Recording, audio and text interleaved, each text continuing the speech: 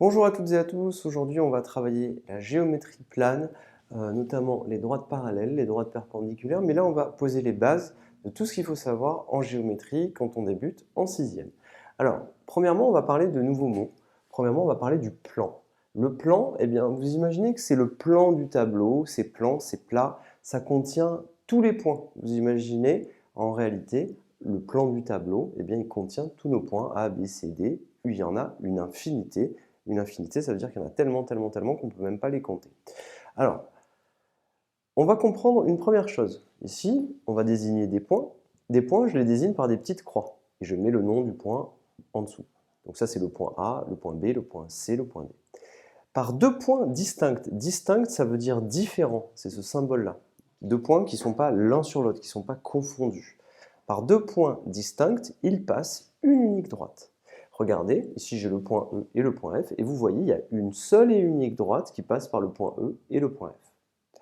Ce qu'il faut savoir aussi, c'est qu'une droite, elle contient une infinité de points. Sur une droite, je peux placer autant de points que je veux. Alors, il y a des nouvelles notations. Notamment, regardez ici, hop, on fait un petit trait, et ça c'est la nouvelle notation. Ici on parlera du point G qui appartient à la droite D. Le point G il est sur la droite D. On ne dira pas il est sur la droite D, on dira le point G, on dira qu'il appartient à la droite D. La droite D, c'est celle-ci. On la note comme ceci, on l'appelle D avec des parenthèses. Ce symbole-là, il veut dire appartient,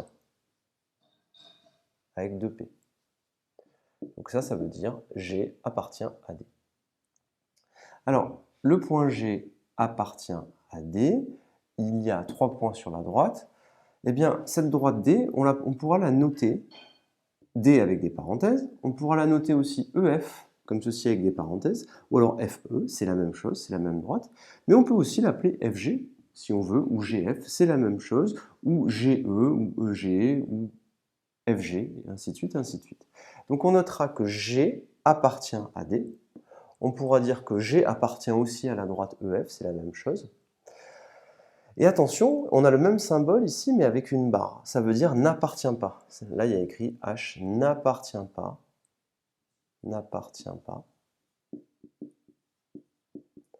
à D. Donc ça, c'est le point H qui n'appartient pas à D. Donc le point H, il serait ici. Là, je fais une croix. Et vous voyez bien que le point H, il n'appartient pas à la droite D. Les points E, F et G, on dit qu'ils sont alignés. Ça veut dire qu'ils appartiennent à une même droite. C'est ça que ça signifie.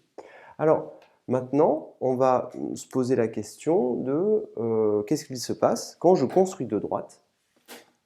Par exemple, une droite comme ceci et une droite comme ceci. Eh bien, on va s'interroger sur qu'est-ce qu'il se passe dans ces situations-là. Mais il y a des situations autres que celle-ci. On va le voir dans la vidéo qui suit. Je vous remercie et à tout de suite.